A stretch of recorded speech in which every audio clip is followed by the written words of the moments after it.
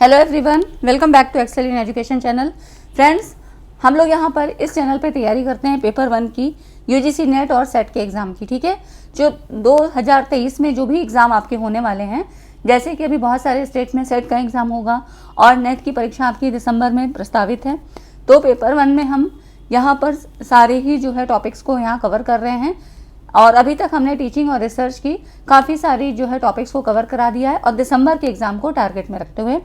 और अभी जो हमारी सीरीज़ चल रही है ये कम्युनिकेशंस के लिए है। ठीक है, कम्युनिकेशन में जो जून 2023 में प्रश्न आए थे, ये मैंने आपको बताया कि डिफरेंट लेवल के जो है क्वेश्चंस थे, जिसमें कि अभी जो आज की सीरीज़ है ये पार्ट 3 है। इससे पहले मैंने 2 वीडियोस आपको दे दी हैं, पार्ट 1 और पार्ट 2 करके, जिसमें कि जून 2023 के ही सारे क्वेश्चंस को सॉल्व किए गए हैं। ठीक है, तो आप लोग उनको देख लीजिएगा। सारे क्वेश्चंस इंपॉर्टेंट हैं और लगभग सारे क्वेश्चन यहाँ पर सॉल्व हो चुके हैं। ये जो तीसरी सीरीज़ आ रही है आपकी, यहाँ पे सभी चीज़ें कंप्लीट हो जाएंगी। ठीक है, तो सारे क्वेश्चन हमने करा दिए हैं, आप लोग उनको देख लीजिए। चैनल पे आप पहली बार हैं तो सब्सक्राइब भी कर लीजिए, क्योंकि देखने वालों की संख्या बहुत ज़्यादा रहती है लेकिन लोग सब्सक्राइब नहीं करते हैं। तो सब्सक्राइब कर लेना चाहिए ताकि चैनल को भी सपोर्ट मिलता है और मेरा भी मोटिवेशन बढ़ता है कि आप अगर देख रहे हैं तो सब्सक्राइब भी आपने कर लिया है। ठीक है, बहुत ही कम लोग ऐसे हैं जिनमें कि लोगों ने सब्सक्राइब किया हो। अनसब्सक्राइब वालों की संख्या बहुत ज़्यादा है। तो भाई क्या प्रॉब्लम है, अगर आप देखते हैं तो बिल्कुल उसको सब्सक्राइब भी करिए, है ना, क्योंकि ये चीज़ें जो आपकी यहाँ पे करवाई जा रही हैं यूट्यूब पे, ये चीज़ें आपको जो है आप कहीं पर भी अगर लेके मतलब वहाँ पर एडमिशन लेके भी पढ़ते हैं तो भी इतनी डीप में चीज़ें नहीं बताई जाएंगी। ठीक है, तो आप लोग चैनल को सब्सक्राइब कर लीजिए और साथ ही टेलीग्राम का चैनल भी ज्वाइन कर लीजिए, लिंक डिस्क्रिप्शन में आपको मिल जाता है। ठीक है ना, चलिए स्टार्ट करते हैं। और ये सभी जून 2023 की सीरीज़ ही चल रही है। तो यहाँ पर देखिए ये 21 नंबर से मैंने उसी को आगे जो है कैरी किया है। तो यहाँ पर देखिए अंतर्वैयक्तिक मतलब इंटरपर्सनल कम्युनिकेशन की बात कर रहा है। देखिए इंट्रा और इंटर 2 तरह के हैं।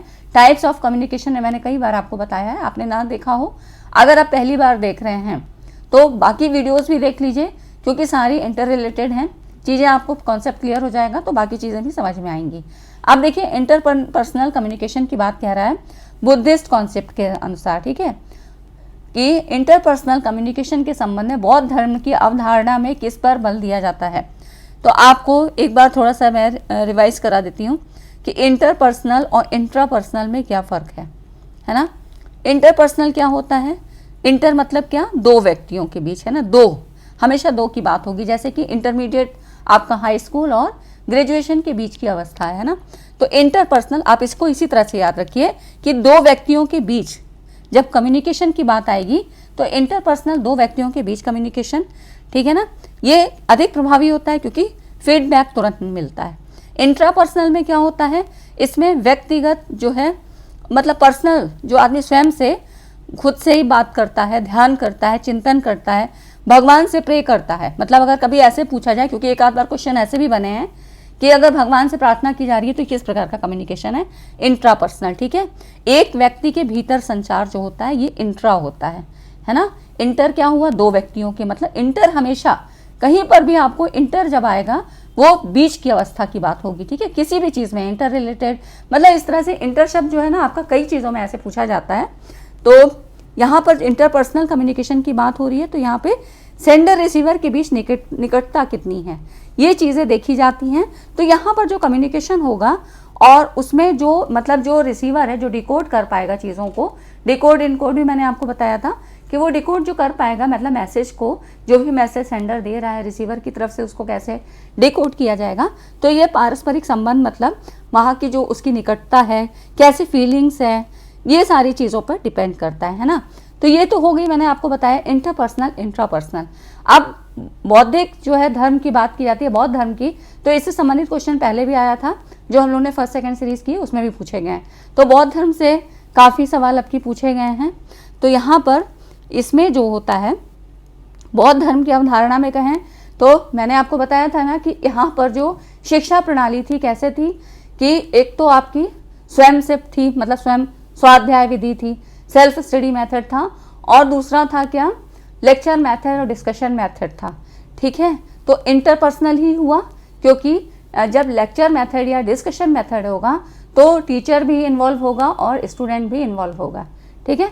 तो अब इसमें देखिए अब कितना लंबा ये क्वेश्चन मतलब आपको सोचने पे मजबूर करेगा कि यहाँ पर आपको ये देखना है कि किस जो ये बौद्ध धर्म की अवधारणा है किस पर बल देगी। मतलब इनमें से जो ऑप्शन आपको दे रखे हैं तो इसमें देखिए फ्लेक्सिबिलिटी, मॉडलिटी, टोटल आइसोलेशन, है ना। टोटल आइसोलेशन से मतलब नहीं है, यहाँ पर जो होगा ये सेंसिटिव यूज ऑफ लैंग्वेज, ठीक है, क्योंकि दो लोगों के बीच की बात हो रही है तो सभी की सहमति प्राप्त होनी चाहिए। अचीवमेंट ऑफ कंसेंसस मतलब सर्व सहमति की प्राप्ति, सभी को समझ में आना चाहिए और सत्यता होनी चाहिए, है ना। तो इस तरह से टोटल आइसोलेशन की बात नहीं होती क्योंकि इंटरपर्सनल की बात हो रही है। फ्लेक्सिबल, मॉरलिटी, मॉरलिटी का तो यहाँ ध्यान बहुत रखा जाता था तो इसलिए जो है नैतिकता जो है यहाँ पर फ्लेक्सिबल नहीं हो सकती है, ठीक है ना। तो ये सारी चीज़ें आपकी हो गई। इसमें जो आपका ऑप्शन होगा ये कौन सा है, तो यहाँ पर आप एलिमिनेशन टेक्निक भी यूज़ कर सकते हैं। जैसे कि आपको दिख रहा है टोटल आइसोलेशन तो नहीं होगा क्योंकि इंटरपर्सनल की बात हो रही है, तो यहाँ पर आप जो भी बी ऑप्शन जहाँ जाए ना उसको काट दीजिए तो आप खुद ही एलिमिनेट कर पाएंगे कि तो आपका क्या है सारे ही ऑप्शन कट जाएंगे, है ना। तो जिसमें भी बी है आप सबको काट दीजिए, आपका ऑप्शन आ जाएगा, ठीक है। जो बिगिनर्स हैं, जो लोग पहले से जुड़े हैं मेरे साथ, वो तो समझते होंगे चीज़ों को, और जो बिगिनर्स हैं उनके लिए भी ठीक है कि वो लोग भी टेक्निक समझें। अब देखिए अब इस तरह के क्वेश्चन बहुत पूछे गए पॉलिटिकल पार्टी से संबंधित आपका, है ना, और भी बहुत नए नए टर्म सबकी देखे, मैंने खुद भी देखे कि ये क्वेश्चन पेपर अब की जो है बिल्कुल ही डिफरेंट लेवल का था। इससे पहले जो प्रश्न पूछे जाते थे वो कम से कम कॉन्सेप्ट के अंदर ये सवाल पूछे जाते थे, अभी क्या है कि ये सब डिफरेंट लेवल के हैं, है ना। तो ये देखिए a political party broadcast is considered as an, राजनीतिक दल के प्रसारण को क्या माना जाता है। तो यहाँ पर इसमें जो है ना आपका ये था आपका, क्योंकि देखिए राजनीतिक दल की एक पर्टिकुलर पार्टी की बात हो रही है, पॉलिटिकल पार्टी की, तो इसमें जो होता है ये एक क्लोज टेक्स्ट की बात करता है, ठीक है। ये आपको पता होगा, आपने टाइप्स ऑफ क्वेश्चंस जो आपने जब पढ़े होंगे तो इसमें बताया जाता है कि ओपन एंडेड क्या है, क्लोज एंडेड क्या है। तो इसी तरह से ये क्लोज टेक्स्ट होता है जिसमें कि ये एक ऐसा पाठ होता है जो पाठकों को मतलब जो कि जो भी उस दल के नेता हैं या जो भी उस दल के समूह के सदस्य हैं वहाँ पर इनको एकाधिक व्याख्या की अनुमति प्रदान करता है। मतलब खाली एक ही जो है पर्टिकुलर मैटर पे ये बात करेंगे, एक पर्टिकुलर टॉपिक होगा, एक सब्जेक्ट है जो कि पॉलिटिकल पार्टी से संबंधित होगा, उसी पर ये बात करेंगे, तो क्लोज टेक्स्ट, ठीक है। ये इसका राइट ऑप्शन हो गया। अब अगला क्वेश्चन देखिए, द पर्सन, जो व्यक्ति लोगों और उनके द्वारा सृजित और प्रयुक्त मीडिया प्रौद्योगिकी के बीच सहजीवी संबंध, सिम्बायोटिक रिलेशनशिप, इसकी बात करता है, संबंध का अध्ययन करता है, उसे किस नाम से जाना जाता है। अब आपको सहजीवी पता है कि यहाँ पर सहजीवी मतलब दो ऐसे जो कि एक दूसरे पे डिपेंड है। सहजीवी मतलब होता है सिम्बायोटिक, ये बायो में यूज होता है, जिसमें लाइकेन का एक उदाहरण आप पढ़ते होंगे, है ना। तो इसमें क्या होता है कि दो लोग एक दूसरे पे डिपेंड होंगे, ठीक है। इसको ऐसे हम यहाँ समझते हैं, यहाँ पे बायो की बात नहीं कर रही हूँ, मैं आपको इस टर्म्स का सीधा सीधा अर्थ समझा रही हूँ। सहजीवी का मतलब होता है कि एक साथ, मतलब एक को दूसरे से फायदा है तो दूसरे को भी पहले से फायदा है, ठीक है, दोनों एक दूसरे पे आश्रित हैं, तो ये हो गया आपका सहजीवी संबंध। परजीवी क्या होता है, जो दूसरे पे ही डिपेंड हो, है ना, परजीवी जिसको बोलते हैं। तो इस तरह से ये जो है वर्ड्स हैं, कुछ इस तरह से इनको मतलब घुमाने के लिए ऐसे पूछ लिए जाते हैं। तो अब देखिए ये कह रहा है कि जो व्यक्ति लोगों और उनके द्वारा सृजित और प्रयुक्त मीडिया प्रौद्योगिकी के बीच, मतलब उनके द्वारा सृजित और जो भी टेक्नोलॉजी का यूज़ किया जा रहा है, मीडिया टेक्नोलॉजी, उनके बीच के सहजीवी संबंध का अध्ययन करता है, उसे किस नाम से जाना जाता है। तो इसको कहते हैं मीडिया इकोलॉजिस्ट, ठीक है। जो क्योंकि ये क्या हुआ, मतलब पर्यावरण की, मतलब पर्यावरण से मतलब यहाँ वातावरण की बात करता है, ठीक है, कि टेक्नोलॉजी के बीच और उनके द्वारा जो क्रिएट किया गया है ना। तो इस तरह से विच दे क्रिएट एंड यूज, जो उनके द्वारा रचित है और जो मीडिया टेक्नोलॉजी के बीच सहजीवी संबंध का अध्ययन करता है, उसको हम मीडिया इकोलॉजिस्ट कहते हैं। ये सारे क्वेश्चन मैंने आपको लिए इसलिए मतलब यहाँ पर बताए हैं ताकि अगर कभी इस तरह से क्वेश्चन आए तो आप इतना दूर सोच ले जाए, है ना। कंडेंसेशन सिंबल्स इन पॉलिटिकल कम्युनिकेशन। अब कंडेंसेशन सिंबल्स क्या होता है, राजनीतिक संचार में संघनन प्रतीक। तो ये क्या होते हैं, तो ये होते हैं आपके एवोकेटिव। अब देखिए मतलब यहाँ पे आपको समझ में आ रहा है, डोरमेंट मतलब सुषुप्त, जो कि निष्क्रिय होते हैं, कोई इनका रोल नहीं होता है।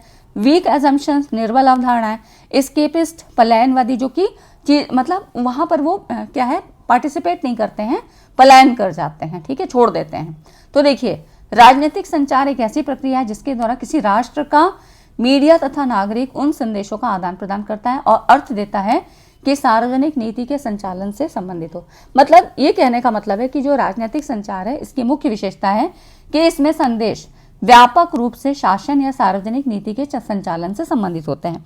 मतलब पूरी तरह से अगर ये बात करें तो ये एक राजनीतिक अध्ययन की बात करता है, ठीक है। तो जो पॉलिटिकल कम्युनिकेशन होता है, राजनीतिक संचार की बात करें तो राजनीतिक संप्रेषण राजनीतिक व्यवस्था के एक भाग से दूसरे भाग तक, यहाँ पर ऐसे मतलब इसकी डेफिनेशन दी गई थी कि मांगों और निर्णय का गतिशील आंदोलन है, क्योंकि इसको मतलब एक राजनीतिक शास्त्री थे, उन्होंने ये परिभाषा दी थी। तो ये राजनीतिक व्यवस्था के अध्ययन से संबंधित होता है, क्योंकि आंदोलन इसको इसलिए कहा गया क्योंकि राजनीतिक व्यवस्था की कोई भी जो संक्रिया है, मतलब कोई भी प्रोसेस तब तक नहीं हो सकती है जब तक व्यवस्था के विभिन्न जो उसके भाग हैं वो एक दूसरे से कम्युनिकेशन ना कर सकें, ठीक है। तो यही कह रहा है कि इसमें संदेश व्यापक रूप से शासन या सार्वजनिक नीति के संचालन से संबंधित होते हैं और ये जो है कंडेंसेशन प्रतीक आह्वान परक होते हैं, ठीक है। तो इसका मतलब ये इवोकेटिव होते हैं, आह्वान परक होते हैं, ठीक है। तो यहाँ पर इसका मतलब यही हुआ कि ये राजनीतिक व्यवस्था के अध्ययन से संबंधित होते हैं, ठीक है। इसमें ये आपके अगर कोई क्वेश्चन आपको जब नहीं आता है तो ये इस तरह से कर देते हैं कि यहाँ पर ये कि वीक भी नहीं हो सकता है, पलायनवादी नहीं हो सकते हैं और सुषुप्त भी नहीं होते हैं, एक्टिव होते हैं, है ना। पॉलिटिकल दल के नेता क्या होते हैं कि उनमें जो कम्युनिकेशन है वो मीडिया और मतलब राष्ट्र की बात करता है और नागरिक उन संदेशों का आदान प्रदान करता है, मतलब जो भी राजनीतिक गतिविधि से संबंधित होते हैं, ठीक है। तो ये आपका इससे संबंधित है। अब देखिए, निम्नलिखित में से कौन सी सांस्कृतिक उद्योग के रूप में जनसंचार मीडिया की प्रमुख समालोचनाएं हैं। क्रिटिसिज्म की बात कह रहा है, mass media as a cultural industry. अब कल्चरल इंडस्ट्री क्या होती हैं, तो कल्चरल इंडस्ट्री का कॉन्सेप्ट ऐसे कहता है कि सांस्कृतिक उद्योग, मतलब यहाँ पर सांस्कृतिक उद्योग से मतलब जो आपके सामाजिक वातावरण में जो भी प्रोडक्शन हो रहा है, ठीक है, तो विभिन्न उत्पादों का निर्माण और प्रसार करके मतलब इसके बारे में जागरूक करना, मतलब बताना, यहाँ पर मतलब जो भी ह्यूमन बीइंग है या इस समाज में जो लोग भी रहते हैं उनके विचारों और ज्ञान को प्रभावित करना, ठीक है। तो सांस्कृतिक उद्योग से मतलब यही हुआ कि जो कि समाज में जो भी इंडस्ट्रीज हैं या जो इस वातावरण में जो भी उत्पाद हो रहे हैं, प्रोडक्शन हो रहा है, उनको किस तरह से प्रचार प्रसार किया जा रहा है और इसमें किस किस की भूमिका है। तो जैसे कि ये सारी चीज़ें आपको कैसे पता लगती हैं, एड्स के द्वारा, जैसे कि न्यूज़पेपर हो सकता है, न्यूज़ है, और इसके अलावा जैसे फिल्म है, टीवी है, इस तरह से आपको ये सारी चीज़ें पता लगती हैं, ठीक है। तो जनसंचार मीडिया की प्रमुख समालोचनाएं क्या हैं, तो इसमें जो आपके जो क्वेश्चन बनता है इसमें है समालोचना की बात कह रहा है, ठीक है। तो ये क्या है, मास मीडिया, जनसंचार मीडिया जन समर्थक होते हैं, तो ये बिल्कुल सही है क्योंकि समालोचना की बात हो रही है, ठीक है। तो ये नहीं है इसका ऑप्शन। सांस्कृतिक उद्योग के उत्पाद मानकीकृत होते हैं, मतलब स्टैंडर्डाइज होते हैं, ठीक है, ये इसका ऑप्शन होगा क्योंकि ऐसा नहीं होता है कि ये स्टैंडर्डाइज होते हैं। द प्रोडक्शन आर, उत्पादनों में सौंदर्य बोधक गुणों का अभाव होता है, ठीक है, तो ये भी नहीं है इसका यहाँ पर। और सांस्कृतिक उद्योग एक समान जन उत्पादन करता है, ऐसा नहीं हो सकता है क्योंकि जो समाज के हिसाब से चीज़ें यहाँ पे प्रोडक्ट की जाती हैं ना, प्रोडक्टिविटी कैसी होगी, जैसी जनता की मांग होगी, यही चीज़ आपको बताएगी कि जो समाज में चीज़ें हो रही हैं, राजनीति भी कैसे बनेगी, समाज के अंदर ही बनती है। तो जैसे कि राजनीति में कहा गया कि मांग के अनुसार, ठीक है, तो उसके अनुसार जो भी मतलब कम्युनिकेशन होता है पार्टीज के बीच में वो हो जाता है। और अगर यहाँ पर बात करते हैं सांस्कृतिक उद्योग की, तो इसमें भी तो समाज के लोगों का ध्यान रखा जाता है ना, तो एक समान उत्पादन नहीं करता है। यहाँ पे ये इसके ऑप्शन हो जाएंगे आपके, ठीक है। तो बी, सी और डी ये इसके मतलब समालोचनाओं की बात कर रहा है, क्रिटिसिज्म की, है ना, तो इससे ये संबंधित हो जाएगा, ठीक है। ये हो गया आपका। अगर इतने प्रश्न आपको समझ में आए तो वीडियो को लाइक ज़रूर करें क्योंकि ये कुछ अलग टाइप के क्वेश्चन हैं जो कि आपको ऐसे नहीं मिलेंगे, तो थोड़ा सा जानते चाहिए, है ना। यहाँ पे देखिए, संचार के बारे में, संचार को क्या कहा जाता है, कम्युनिकेशन अबाउट कम्युनिकेशन इनको क्या कहते हैं, तो इसको हम कहते हैं मेटा कम्युनिकेशन। मेटा कम्युनिकेशन और मेटा कॉग्निशन दो अलग अलग चीज़ें हैं, ठीक है। इसको आप कॉग्निशन में पढ़ते हैं। कॉग्निशन मतलब जहाँ बुद्धि क्षमता की बात होती है, बुद्धि से संबंधित चीज़ों की बात होती है। और मेटा कम्युनिकेशन अधिसंचार या इसी को मेटा कम्युनिकेशन कहते हैं, संचार के बारे में संचार कहा जाए।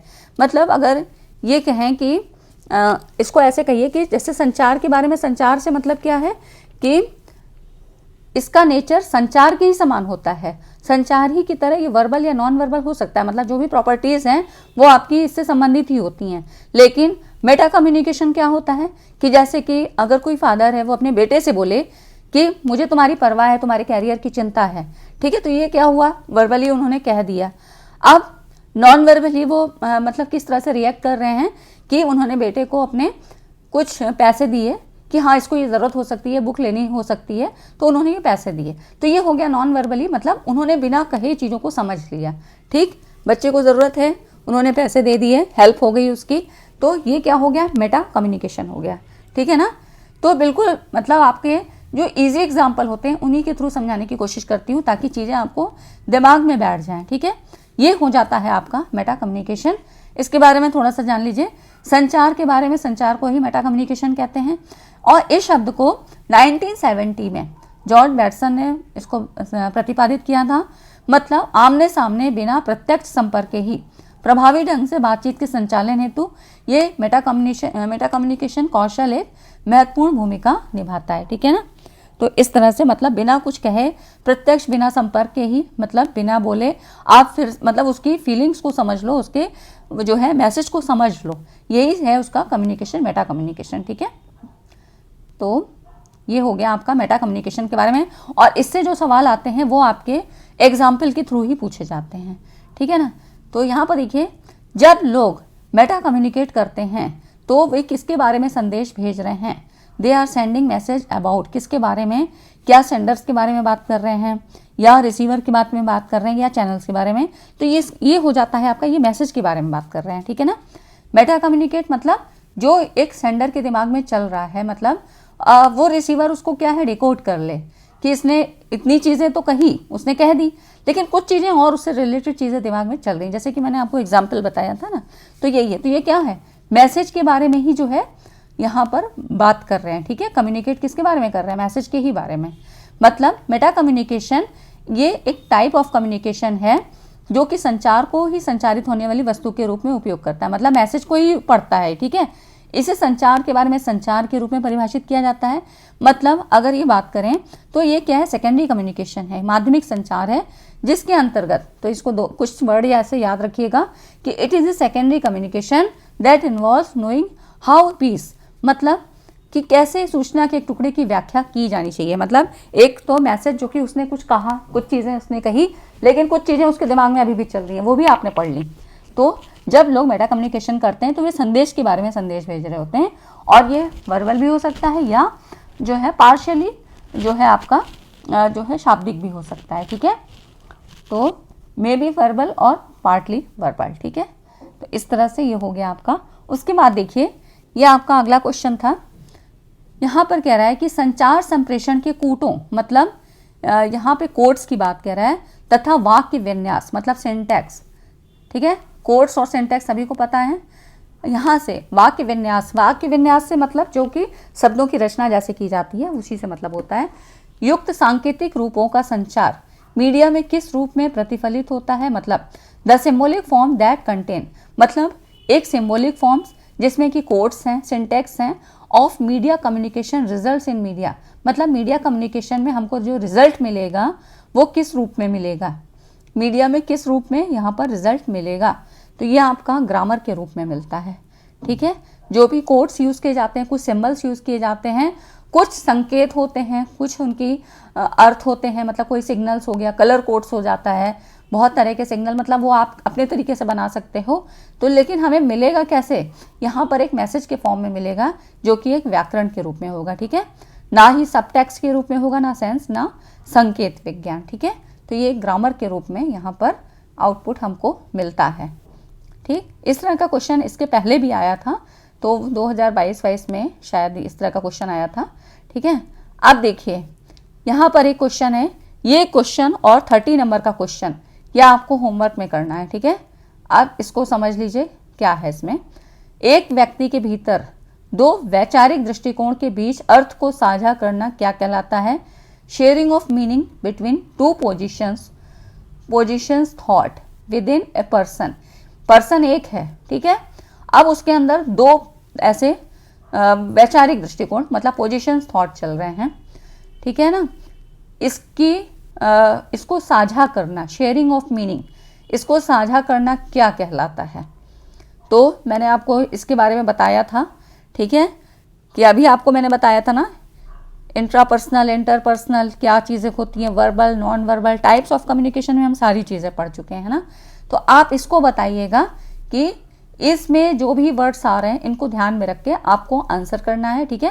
क्वेश्चन नंबर डाल के करिएगा 29 का, ABC जो भी होगा, ठीक है, आप उसको कमेंट करिए। बहुत से लोग नहीं जवाब देते हैं तो वो आपके लिए होगा, ठीक है, क्योंकि कई बार क्या होता है ना, हम टिक लगाने में ही या उसको समझने में ही गलत कर देते हैं। हमारा दिमाग तो सही कर रहा है लेकिन जब हम उसको टिक लगाते हैं तभी गलत कर देते हैं। तो ये प्रैक्टिस यहाँ पर आपको बोल्ड बनाती है कि चीज़ें आपकी गलत ना हो, और अगर एक बार गलत हो जाता है तो वो चीज़ें हमेशा के लिए याद भी रहती हैं। तो ये इस बार का ही क्वेश्चन है, इसको करके दीजिएगा, ठीक है ना। कि एक व्यक्ति के भीतर दो वैचारिक दृष्टिकोण के बीच अर्थ को साझा करना क्या कहलाता है ना। व्यक्ति एक ही है, विचार कैसे साझा करेगा। अब देखिए यहाँ पर है, ये भी आपको होमवर्क क्वेश्चन है। आज 2 क्वेश्चन मैंने दे दिए हैं आपको, ठीक है, क्योंकि देखिए ये वाला जो क्वेश्चन है ना थोड़ा अलग है।